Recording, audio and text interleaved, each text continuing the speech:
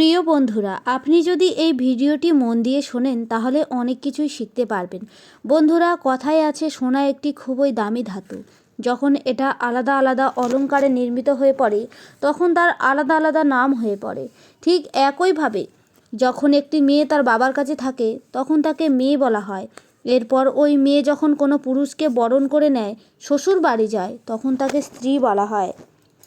আর যখন ওই স্ত্রী তার নিজের স্বামীকে ছেড়ে অন্য কোনো পুরুষের সাথে শারীরিক সম্পর্ক করে তখন তাকে পতিতা বা বেশ্যা বলা হয়। যখন সে তার ভাইয়ের কাছে যায় তখন তাকে বোন বলা হয়। যখন সে কোনো সন্তানের জন্ম দেয় তখন তাকে মা বলা হয় এবং সন্তানদের বিবাহের পর যখন তার বাচ্চা হয় তখন তাকে দিদা বলা হয়। ঠিক এইভাবে পুরুষের রথ তার কর্ম হিসাবে নাম দেয়া হয়। এবার আলোচনার বিষয় হলো মেয়েরা কখন কখন বা কতদিন পর্যন্ত তার স্বামীকে ভালোবাসে। আপনার স্ত্রী বা আপনার প্রেমিকা আপনাকে কি সত্যিকারে ভালোবাসে নাকি আপনার সাথে ছলনা করে, আপনি সম্পূর্ণ জানতে পারবেন আজকের এই কাহিনী থেকে। একবার এক নগরে এক রাজা রাজত্ব করতেন। ওই রাজার স্ত্রীদের প্রতি খুবই মোহ ছিল। রাজার বয়স যখন 40 বছর পার হয়ে গেলেও তিনি এখনও বিবাহ করেননি। তিনি এই জন্যই বিবাহ করেনি কারণ এখনও পর্যন্ত কোনো মহিলাকে তার পছন্দ হয়নি। একবার ওই রাজা একদিন জঙ্গলের মধ্যে শিকার করতে যায়। সেখানে তিনি একজন খুবই সুন্দরী স্ত্রীকে দেখেন। স্ত্রীকে দেখে রাজা মুগ্ধ হয়ে যান। এরপর তাদের মধ্যে কথাবার্তা শুরু হয়। তারপর রাজা এটা জানতে পারেন ওই স্ত্রী একজন পতিতা নারী। এটা জানা সত্ত্বেও রাজা তাকে বলেন, তুমি খুবই সুন্দর, তোমার সৌন্দর্যতা এবং তোমার মুখের মিষ্টি কথা আমার মনকে মোহিত করে ফেলেছে। আমি তোমাকে ছাড়া বাঁচতে পারবো না, আমি তোমাকে বিবাহ করতে চাই।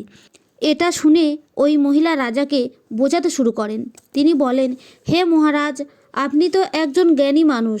আপনি হয়তো এটা জেনে ফেলেছেন যে আমি একজন পতিতা নারী। আর পতিতাদের একটা নিয়ম আছে, তারা সারা জীবন কুমারী থাকে। আর কুমারী থাকা সত্ত্বেও তারা নানান পুরুষের সাথে সম্পর্ক করে। না তো আমরা কাউকে ভালোবাসি আর না তো আমরা কাউকে আপন ভাবি। আমাদের মধ্যে কোনো একজন ব্যক্তির প্রতি প্রেম বা ভালোবাসা থাকে না। ওই মহিলা রাজাকে অনেক বোঝায়, কিন্তু রাজা তার জেদ কিছুতেই ছাড়তে চায় না। এরপর কোনোভাবে রাজা সেই দিন বাড়ি ফিরে আসে, কিন্তু তিনি সারা রাত ঘুমোতে পারে না।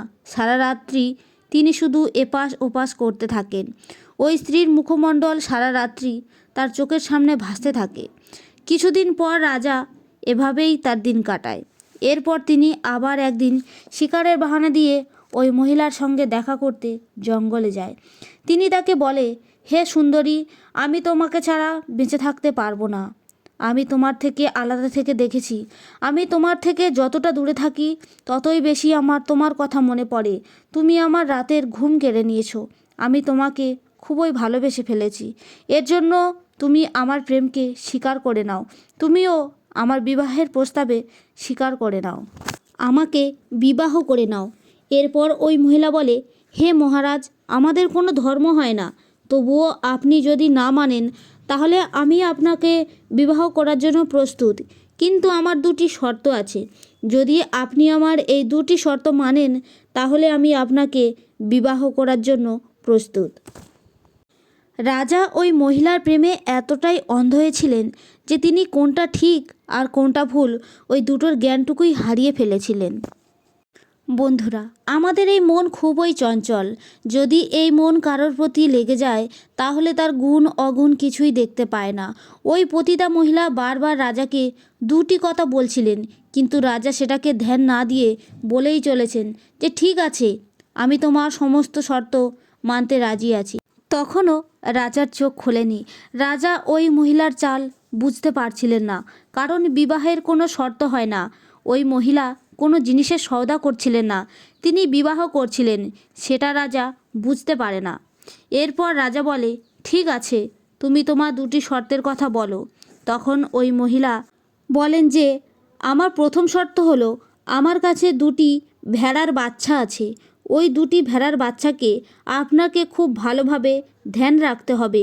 যদি কোনো দিন কোনো রকমভাবে এই ভেড়ার বাচ্চা দুটির কোনো সমস্যা হয় তাহলে আমি ওই দিনই আপনাকে ছেড়ে এখানে চলে আসব।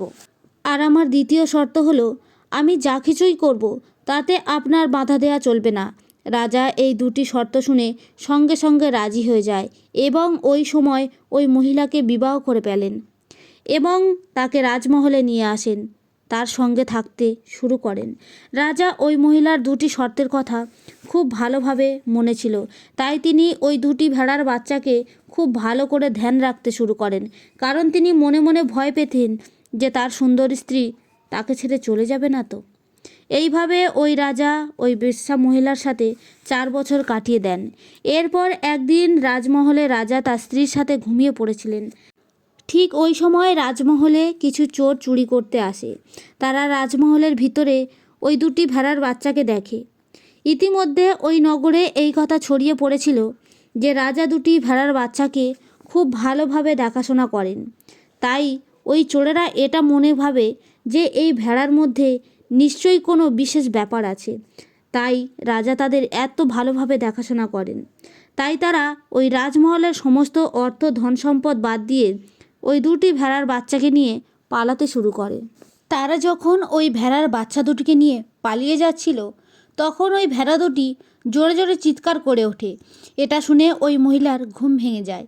এরপর ওই মহিলা সঙ্গে সঙ্গে রাজাকে তোলে।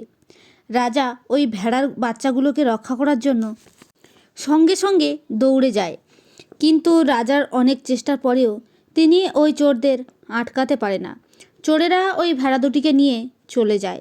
এটা শুনে ওই মহিলা সঙ্গে সঙ্গে রাজাকে বলে যে আমার শর্ত ভঙ্গ হয়ে গেছে, তাই আমি এক মুহূর্ত এখানে থাকতে পারবো না। ওই মহিলা সঙ্গে সঙ্গে রাজমহল থেকে বেরিয়ে সেই জঙ্গলে চলে যায়।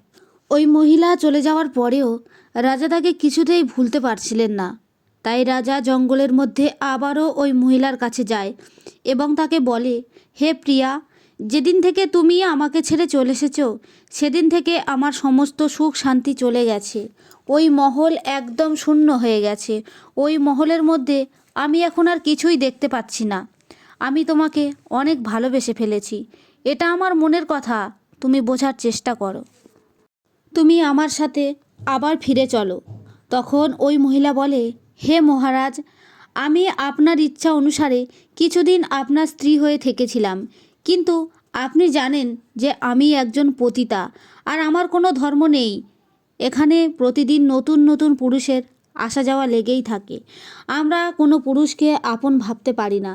তবুও আমি আপনার কাছে গিয়েছিলাম, কিন্তু আপনি আবার আমাকে আপনার কাছে নিয়ে যেতে এসেছেন। তাহলে আজ আমি আপনাকে 3টি কথা বলবো। যদি আপনি এই 3টি কথা খুব ধ্যান দিয়ে শোনেন আর আপনার জীবনে প্রয়োগ করেন, তাহলে আপনি কখনো দুঃখী থাকবেন না। আপনি কখনো কোনো জিনিসের জন্য আফসোস করবেন না। আপনি কখনো কোনো স্ত্রীর প্রতি মোহিত হয়ে পড়বেন না। প্রথম কথা মনে রাখবে যে পতিতাদের কোনো ধর্ম হয় না। যতদিন তারা বেঁচে থাকে ততদিন তারা অগুন্তি পাপ করে থাকে। তারা কখনো সংসার ধর্ম বা স্ত্রী ধর্ম পালন করতে পারে না।